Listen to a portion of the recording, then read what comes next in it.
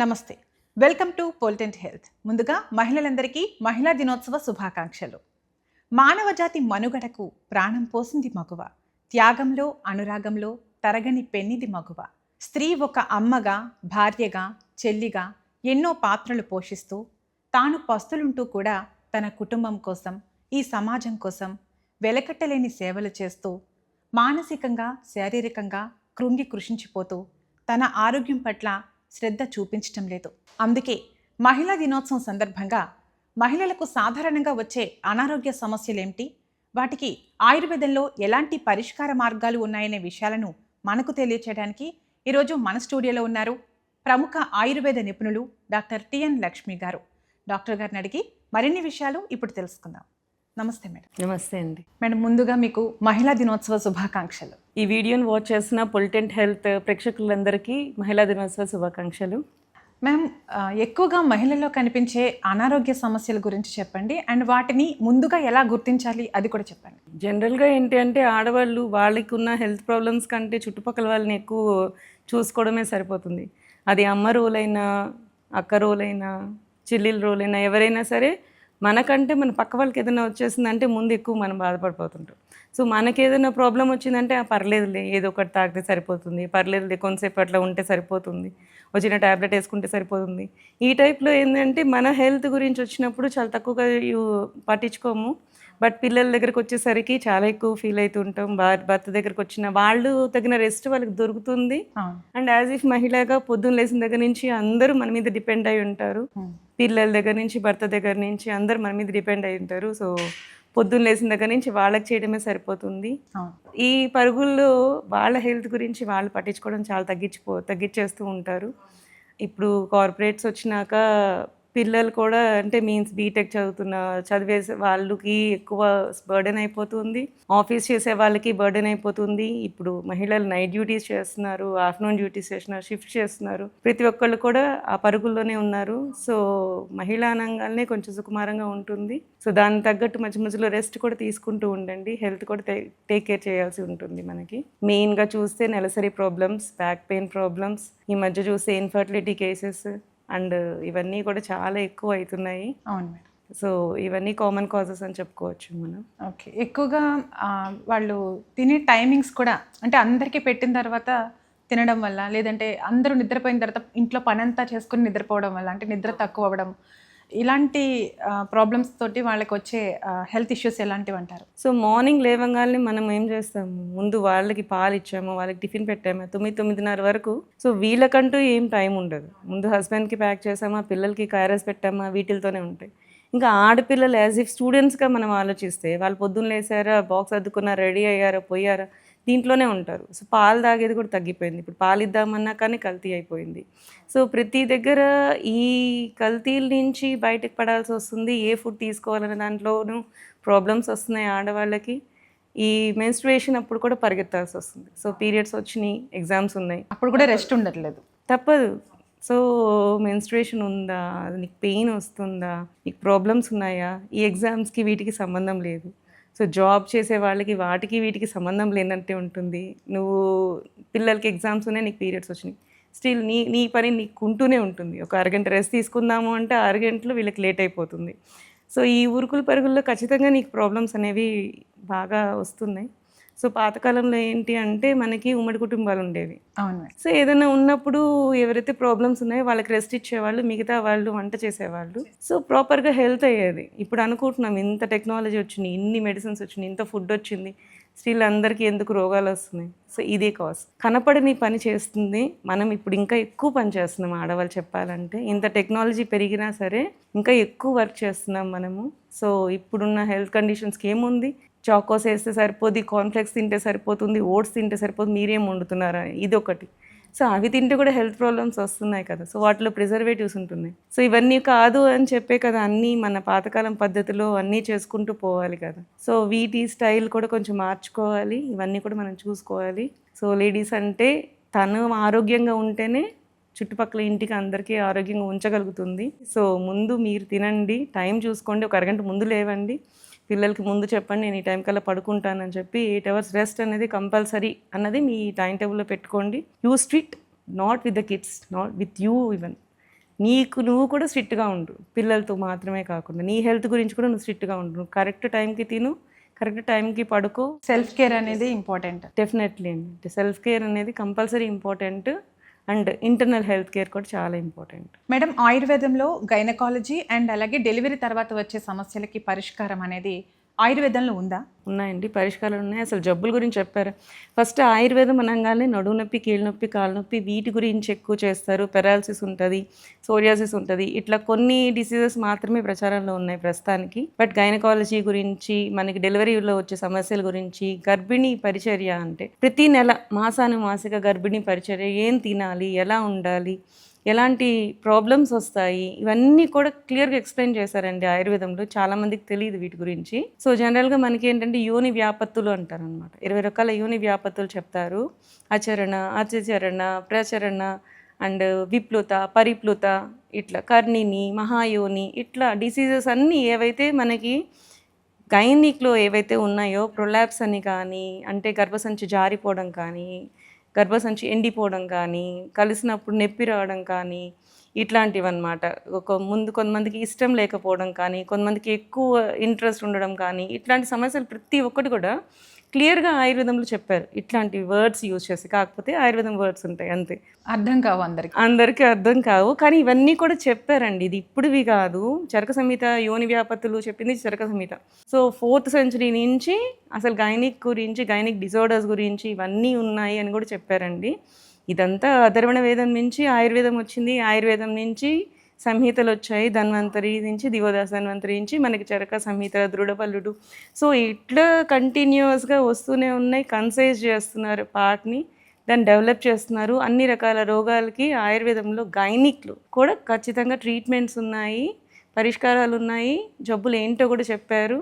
ఇదేదో మోడర్న్ చెప్పేసి దాన్ని టర్న్ చేసింది కాదు. ఇట్స్ 4th century చరక సంహితలు చెప్పిన శ్లోకాలు కూడా మీకు రిఫరెన్సెస్ చూసుకోవచ్చు మీరు. అవును. అండ్ ఆబ్స్టెటిక్స్ గురించి కూడా చెప్తారండి. మనకి డెలివరీ చేసేటప్పుడు వచ్చే ప్రాబ్లమ్స్ ఏంటి, మాసిక గర్భిణీ పరిచర్య అంటారు. అంటే మొదటి నెలలో మీరు ఏం తీసుకోవాలి, జనరల్గా ఏమి ఇస్తారు మనకి, ఫోలిక్ యాసిడ్ అవన్నీ ఇస్తారు, టాబ్లెట్స్ అనేది. ఇవి న్యాచురల్గా మనకి ఎట్లా దొరుకుతాయి ఆయుర్వేదంలో. సో పాలు, ఆవు నెయ్యి, వీటిని కాంబినేషన్ తీసుకోమని ఎక్కువ చెప్తారనమాట మనకి ప్రతి నెల చెప్పేటప్పుడు. ఓకే. సో ఇవేంటంటే హై ప్రోటీన్ ఉండేలాగా ఉండే డైట్ ఉంటుంది ayurvedic. So high protein diet, లో కార్బోహైడ్రేట్ డైట్, ఈ టైప్ ఆఫ్ డైట్స్ ఉంటాయన్నమాట. సో ప్రతి ఒక్కటి క్లియర్గా కీన్గా అబ్జర్వ్ చేసి వాళ్ళు చేసిన పరిచర్యలు ఉంటాయండి మనకి ఆబ్స్టెటిక్స్లో. అండ్ 6వ నెల వచ్చేసరికి కొంతమంది కాళ్ళ వాపులు వచ్చేస్తుంటాయి ప్రెగ్నెన్సీలో, బీపీ పెరుగుతూ ఉంటుంది. వీటికి కూడా రాకుండానే మనం ఏం తీసుకోవాలి ఫుడ్లో, అలాంటి సమస్యలు రాకుండా మనం ఏం చేయాలి అన్నది కూడా మనకి ఆయుర్వేదం చెప్పారనమాట. అంటే జనరల్గా హర్బ్స్ ఏవైతే ఉన్నాయో ఆ హర్బ్స్తో తయారు చేసే ఔషధాలే దాన్ని ఆహారంగా యూజ్ చేసేవాళ్ళు. లైక్ గోక్షూర అనేది ఒకటి ఉంటుంది అనమాట. ఇది ప్రెగ్నెన్సీలో కూడా సేఫ్గా యూజ్ చేయొచ్చు. దాంతో చేసిన ఘీ ఉంటుంది. సో దాన్ని ఫుడ్గా ఇంప్లిమెంట్ చేసేవాళ్ళు పాతకాలంలో. సో ఇట్లాంటివి ఉన్నప్పుడు మనకేంటంటే రాకముందే కాళ్ళకి నీరు పడుతుంది అన్నప్పుడు రాకముందే అది తీసేయడం కానీ, మనకి ఏదైతే డైరెటిక్ యాక్షన్స్ ఇచ్చి మనము చేస్తామో మోడర్న్ వాళ్ళు, బీపీ కానీ వాటికి కానీ సేమ్ అదే సేఫెస్ట్ డ్రగ్స్ కూడా ఆయుర్వేదంలో ఉన్నాయి. అవన్నీ కూడా మనకి ఏంటంటే ఆహారంలోనే ఇంప్లిమెంట్ చేసేలాగా, సేఫ్గా ఉండేలాగా ఇంప్లిమెంట్ చేసి చెప్తారు మనకి. అండ్ లేటర్ మంత్స్లో లైక్ 8వ నెల 9వ నెల వచ్చేసరికి ఏమవుతుంది, ఇప్పుడు ప్రెగ్నెన్సీలో పెయిన్స్ వస్తున్నాయి. పెయిన్స్ని తట్టుకునే కెపాసిటీ ఉండట్లేదు జనాలకి. సో వాళ్ళకి కూడా ఏంటంటే మనకు అనువాసన వస్తి అని చెప్పి, ఆస్థాపన వస్తి అని చెప్పి ఇలా మనం ఎనిమాస్ చేస్తామన్నమాట, ఆయిల్ ఎనిమాస్. జనరల్గా ఏంటంటే డెలివరీస్కి వెళ్ళినప్పుడు మనకి 9వ నెల డెలివరీకి వెళ్ళంగానే డెలివరీ ముందు మనకి ఎనిమా ఇస్తారు, సోప్ వాటర్ ఎనిమా. సో అవేంటంటే స్మూత్గా మోషన్ మనకి స్మూత్ అవుతుంది. అండ్ అక్కడ ఏదైతే ఉందో మన గర్భసంచి ఎలా ఉంటుందంటే ఇలా ఇలా ఉన్నప్పుడు దీని ముందు పక్క మనకి యూరిన్ సంచి ఉంటుంది, వెనక పక్క మోషన్ సంచి ఉంటుంది. సో రెండు ఏంటంటే మనకి క్లియర్ అయినప్పుడు గర్భసంచికి స్పేస్ దొరుకుతుంది. లేకపోతే రెండు నిండిపోయినప్పుడు గర్భసంచిని ప్రెషర్ చేస్తాయి అన్నమాట. సో ఈ రెండింటిని క్లియర్ చేసి మనకి ఎనిమాస్ ఇచ్చి తర్వాత బేబీని స్మూత్గా వచ్చేలాగా చేస్తుంది నార్మల్ డెలివరీకి. ఇది ఆయుర్వేదంలో ఎప్పుడో ఒక 5,000 సంవత్సరాల క్రితమే అవన్నీ జరగాలి అంటే ముందు ఎనిమాస్ ఇవ్వాలి. అది కూడా ఏంటంటే సోప్ వాటర్, డిటర్జెంట్ వాటర్ కాకుండా మనకి ఇవి ఆయిల్ ఎనిమాస్ ఇవ్వాలి. కొన్ని ద్రవ్యాలు ఉంటాయన్నమాట. సో మజిల్ని లూజ్ చేసి ఫ్రీ చేసి దాన్ని స్ట్రెంగ్తన్ చేసేలాగా ఉండే ఆయిల్స్ ఉంటాయి. సో ఆ ఆయిల్స్తో మనం ఎనిమాస్ ఇస్తామన్నమాట. ఆ ఎనిమాస్ ఇచ్చినప్పుడు ఏంటంటే యూట్రస్ ఏదైతే మజిల్స్ ఉన్నాయో అవి స్ట్రెంగ్తన్ అవుతాయి, పెయిన్ తగ్గిస్తాయి, పెయిన్ బేరింగ్ కెపాసిటీ ఉంటుంది. మీరు కొంతమందిని అబ్జర్వ్ చేస్తే చాలా హెవీ వర్క్ ఇచ్చినా కానీ అవలీలగా చేసేస్తూ ఉంటారు. కొంతమంది చిన్న పని కూడా చేయలేకపోతూ ఉంటారు. ఇది ఎందుకు? బికాజ్ వాళ్ళకి మజిల్ స్ట్రెంథనింగ్ ఉంటుంది అనమాట. ఓకే. సో ఆ మజిల్ స్ట్రెంథనింగ్ చేసే టైప్లో ఉంటాయి అన్నమాట ఈ ఎనిమాస్ అనేవి. సో అవి మనకి 8వ నెలలో 9వ నెలలో అలా మనం ఇస్తూ ఉంటాం. సో ప్రెగ్నెన్సీస్లో అలా ఇచ్చినప్పుడు యూట్రైన్ స్ట్రెంథనింగ్ అవుతుంది. అండ్ కొంతమందికి ముందుగానే డెలివరీ అయిపోతుంటుంది, నెలలు నిండక ముందే. అట్లాంటప్పుడు బేబీస్ చాలా చిన్నగా పుట్టడం ఇవి కూడా జరుగుతాయి. బలహీనంగా కూడా పుడతారు. బలహీనంగా పుడతారు. వీళ్ళకి కూడా ఏంటంటే ఎనిమాస్ అనేవి స్టెబిలైజ్ చేస్తాయి అన్నమాట. సో ఎవరికి ఏ ప్రాబ్లమ్స్ ఉన్నాయో దాన్ని బట్టి కూడా స్టెబిలైజ్ చేసే ఉంటాయి. సో ఇట్లాంటి ద్రవ్యాలు కూడా ఉన్నాయి, ఇట్లాంటి ట్రీట్మెంట్స్ కూడా ఉన్నాయి. కొంతమందికి 5వ నెల నుంచి ప్రెగ్నెన్సీలో మనం చూస్తున్నప్పుడు IUGR బేబీస్ అంటారు, అంటే ఇంట్రాయూట్రైన్ గ్రోత్ రిటార్డేషన్ అనమాట. ఓకే. అంటే నెలలు పెరిగే అంతగా బేబీ పెరగకపోవడం. సో ఇట్లాంటప్పుడు కూడా డైట్ మార్చి ఇవ్వడం అనేది ఉంటుంది. సో ఆయుర్వేదంలో ఎస్టిమధు అని చెప్పి మెడిసిన్స్ ఉంటాయి, ఇంకా చాలా ఉన్నాయి అన్నమాట మనకి.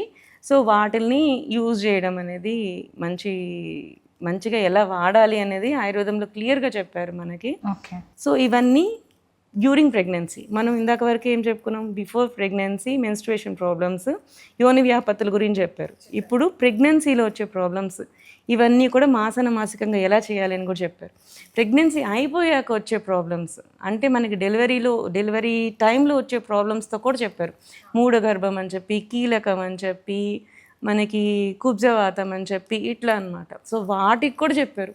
బాలింత టైంలో బాలింత వాతం బిఫోర్ అంటే నేను చెప్పే 9వ నెలలో డెలివరీ జరిగే టైంలో కూడా వచ్చే ప్రాబ్లమ్స్ని కూడా ఆయుర్వేదంలో క్లియర్ కట్గా ఎక్స్ప్లెయిన్ చేశారండి.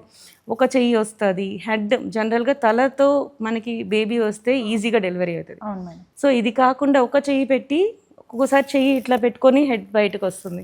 అలాంటివన్నీ కీలకం అంటారు అనమాట. హ్యాండ్ ప్రెజెంటేషన్ అంటారు, ఫేస్ ప్రెజెంటేషన్, హ్యాండ్ ప్రెజెంటేషన్ ఇట్లా మోడర్న్లో ఉంటుంది. బ్రీచ్ ప్రెజెంటేషన్, ట్రాన్స్వర్స్ లైక్ ఇట్లాంటివి మోడర్న్లో ఉంటాయి అనమాట. అంటే బిడ్డ అడ్డం తిరిగిందని అంటారు కదా అవి. సో ఇట్లాంటి పద్ధతుల్లో ఆయుర్వేదంలో కూడా ఉన్నాయి. ఇలాంటి డిసీజెస్ ఆయుర్వేదంలో కూడా చెప్పారనమాట. బీజకం అని, కీలకం అని చెప్పి, ఇట్లా పరిక్షిప్త అని చెప్పి ఇట్లా అనమాట. ఇట్లా కొన్ని వర్డ్స్ యూజ్ చేస్తారు. ఇట్లాంటి లైస్ కూడా బేబీస్కి ఉంటాయి, బ్రీచ్ కూడా ఉంటుంది అని. అంటే తల ఉండదు, నడుం భాగం కిందకు వస్తూ ఉంటుంది. సో దాన్ని బ్రీచ్ ప్రెజెంటేషన్ అంటారనమాట. సో ఇట్లాంటివి కూడా ఆయుర్వేదంలో ఎక్స్ప్లెయిన్ చేశారండి క్లియర్గా. ఆ టైంలో మనం ఏం చేయాలి అని కూడా చెప్పారు. సో ఇప్పుడైతే మనకి జనరల్గా ఏంటంటే సిజేరియన్ సెక్షన్ చేసేస్తున్నారు. సో పాతకాలంలో మీరు అబ్జర్వ్ చేస్తే మనకి రొటేషన్స్ చేసేవాళ్ళు అబ్డోమెన్ మీద. బేబీనే అది క్రాస్గా ఉంది అని ముందు తెలియగానే చేత్తోనే మనకి వర్షన్ చేసేవాళ్ళు. ఎక్స్టర్నల్ వర్షన్ అంటారు అనమాట దాన్ని. ఎక్స్టర్నల్ వర్షన్ అవి కూడా ఆయుర్వేదంలో చెప్పారండి. ఎక్స్టర్నల్ వర్షన్స్ చేయాలి అని చెప్పి, ఇంటర్నల్ వర్షన్స్ చేయాలి అని చెప్పి, ఇవన్నీ కూడా క్లియర్ కట్గా డిసీజెస్ చెప్పి దానికి తగ్గట్టు మనం ఎట్లా టర్న్ చేయాలి ఆ పద్ధతులు కూడా ఆయుర్వేదంలో చెప్పారండి ఇది. సో చాలామందికి ఇవన్నీ తెలియదు, ఇవన్నీ మోడర్న్ సైన్స్ అనుకుంటారు, కానీ ఇవన్నీ కూడా ఎక్స్ప్లెయిన్ చేశారు ముందే. హరిత సంహిత అని చెప్పి ఉంటుంది, వాటిల్లో క్లియర్ కట్గా అన్నీ ఎక్స్ప్లెయిన్ చేశారు. ఓకే. సో ఇవన్నీ డ్యూరింగ్ ప్రెగ్నెన్సీలో ప్రాబ్లమ్స్, డెలివరీ టైంలో ప్రాబ్లమ్స్, వీటికి కూడా ఎక్స్ప్లెయిన్ చేశారు. డెలివరీ అంతా అయిపోయింది, ఆఫ్టర్ మెన్స్ట్రుయేషన్, మెనోపాస్ ఆ స్టేజెస్లో ఉన్నప్పుడు వచ్చే ప్రాబ్లమ్స్ని కూడా చెప్పారు మనకి ఆయుర్వేదంలో. సో అరజస్కా అని చెప్పి, అశ్రుద్ధర అని చెప్పి, రక్తజయోని అని చెప్పి, ఇవన్నీ కూడా చాలా చెప్పారండి మనకి. సూచిముఖి అని చెప్పి ఇట్లాంటివి కూడా. అంటే ఎక్కువ బ్లీడింగ్ అయిపోవడం, అసలు కొంచెమే బ్లీడింగ్ అవ్వడం ఆఫ్టర్, అంటే దగ్గర మనకి మెన్స్ట్రుయేషన్ ఆగిపోతుంది అన్న టైంలో ఏ టైప్ ఆఫ్ ప్రాబ్లమ్స్ మనం ఫేస్ చేయొచ్చు. ఓకే. అంటే వస్తే ఒకేసారి హెవీ బ్లీడింగ్ అవుతుంది, ఒక్కోసారి 6 months ఆగిపోతుంది, 3 months ఆగిపోతుంది, తర్వాత ఒక్కసారి మళ్ళీ బ్లీడింగ్ అవుతుంది, ఒక్కోసారి ఇంటర్మీడియట్ బ్లీడింగ్ అవుతుంది. ఇలా అవుతూ మనకి ఆగిపోతాయి. ఇట్లాంటివి కూడా ఎక్స్ప్లెయిన్ చేశారు ఆయుర్వేదంలో. సో ఇది అది అని లేదు, ఆడపిల్ల పుట్టినప్పటి నుంచి చనిపోయేంత వరకు వచ్చే సమస్యలన్నింటికీ ఉంది అందులో. కరెక్ట్గా చెప్పారండి ఆయుర్వేదంలో. మనకి జనరల్ చాలా మందికి తెలీదు, ఆయుర్వేదంలో గైనిక్ గురించి చెప్పారు, ఆబ్స్ట్రిక్ గురించి చెప్పారా అన్నది. సో ఇవన్నీ కూడా ఎక్స్ప్లెయిన్ చేశారు, సంహితలు రిఫరెన్స్తో సహా అన్నీ ఉన్నాయండి మనకి. చాలా చక్కగా అవేర్నెస్ కల్పించారు మేడం. చాలామంది ఈ వీడియో చూస్తే చాలామంది చాలా విషయాలు తెలుసుకుంటారు. Thank you ma'am. Thank you అమ్మా.